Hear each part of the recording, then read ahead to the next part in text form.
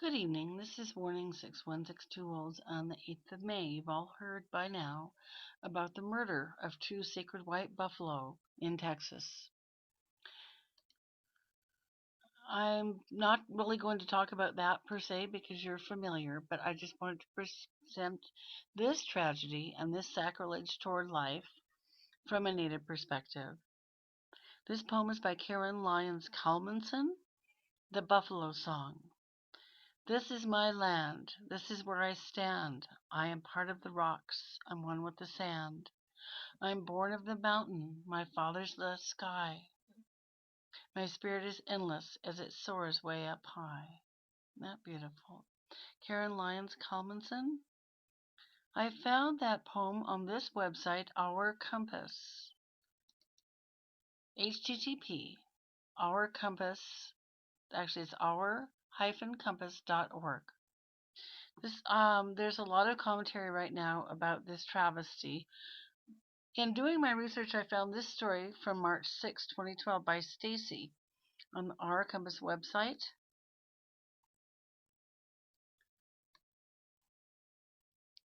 Okay, and I'm having a lot of trouble with my Screencast-O-Matic, so please bear with me, but you can go to this website, ourcompass.org, and the hunting of the sacred white buffalo at the Texas Hunt Lodge immediately.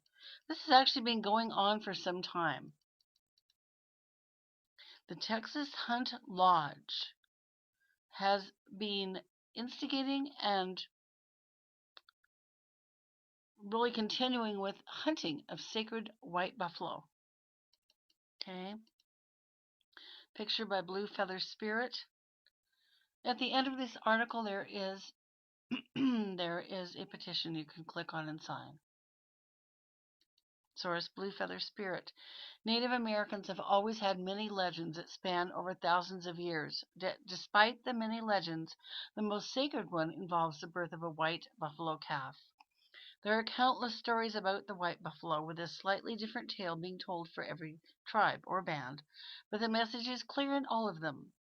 Native Americans see the white buffalo calf as a sign to begin mending life's sacred hoop, to connect with each other and with our Mother Earth, whom we must stop destroying. The white buffalo is a very sacred sign and symbol to the Native Americans. It's a very, very good website, heart-wrenching article. Further on the article, the author says, understanding just how important the white buffalo is, then, it becomes extremely hideous and despicable that a canned hunting outfit in Texas called the Texas Hunt Lodge is now offering the chance to kill these majestic and spiritually significant creatures. For $13,500, a person can go there and do exactly that. This practice must be stopped immediately before any more are killed for the sake of a mere trophy to hang on their wall. Please take a minute to sign the petition to stop the despicable practice of killing a white buffalo bison at the Texas Hunt Lodge for the fee of $13,500.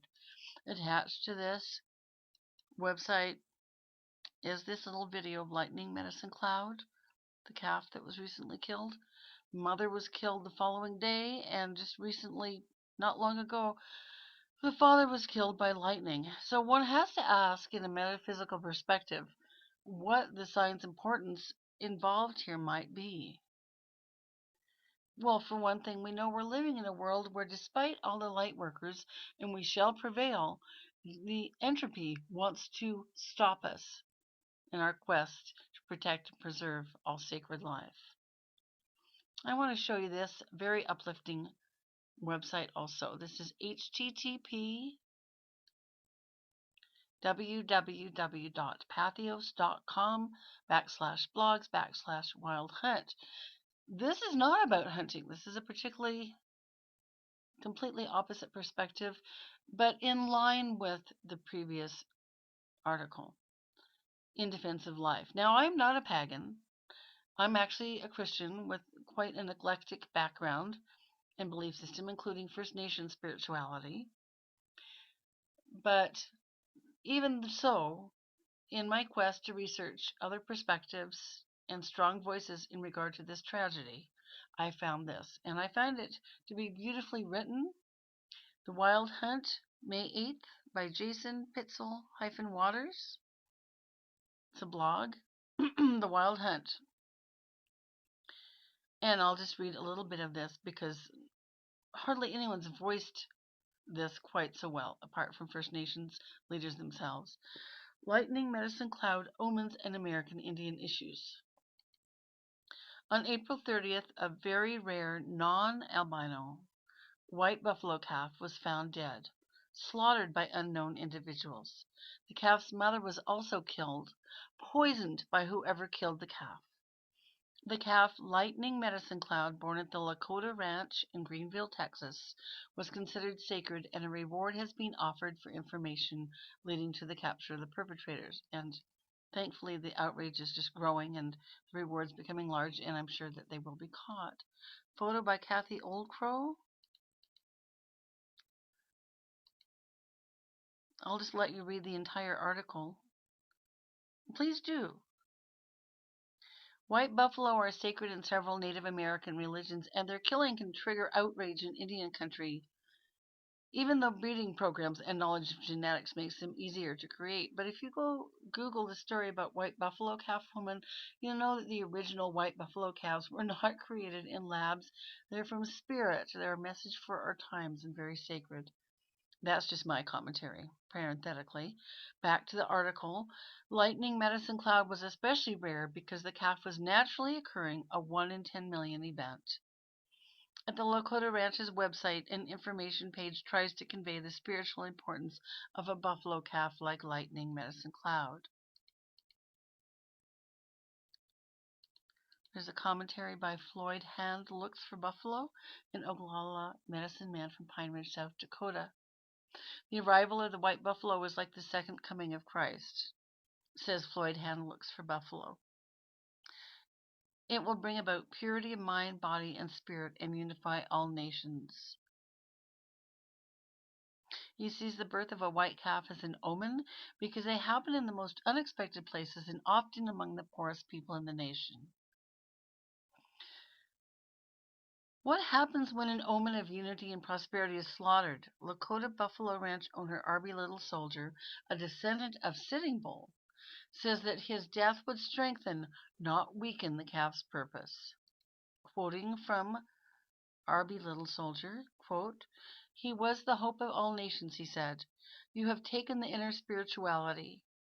You tried to stop whatever we're bringing back to y'all, but you just opened the doors to release the message to all people." The article goes on to suggest that we examine the gutting of environmental review in Canada, a move opposed by Canadian Aboriginals and environmentalists. We could also, I would say, examine the Canadian government, Harper government's attempt to do away with the, quote, Indian Act, which would actually strip First Nations of all rights. Article continues, we could ask why the Republican-led U.S. House of Representatives opposes Native American protections in the Violence Against Women Act, or why the simple question of restoration of lands is regularly blown out of proportion every time it's mentioned. So read both of these articles and please sign the aforementioned petition. The author here at The Wild Hunt, author being Jason Pitzel-Waters, concludes by suggesting, I would ask that anyone who wants to do something, who searched for some action to take, start with educating themselves on Native issues. He lists some sites and provides some links. Native America Calling, Turtle Talk, First Peoples. There's also some wonderful websites, some Canadian Aboriginal and First Peoples websites as well. He concludes, the death of Lightning Medicine Cloud, tragic as it is, presents an opportunity, a door we can open towards deepening our understanding and becoming the allies we imagine ourselves to be. So thank you, everyone. Thank you, all my family, all my gamily, for bearing with me. Please visit both of these sites. Perhaps there is hope in this, and because we know that in the end, all things work together for good. Just remember, Madakwiosin, we are all related. This is Two Wolves, out.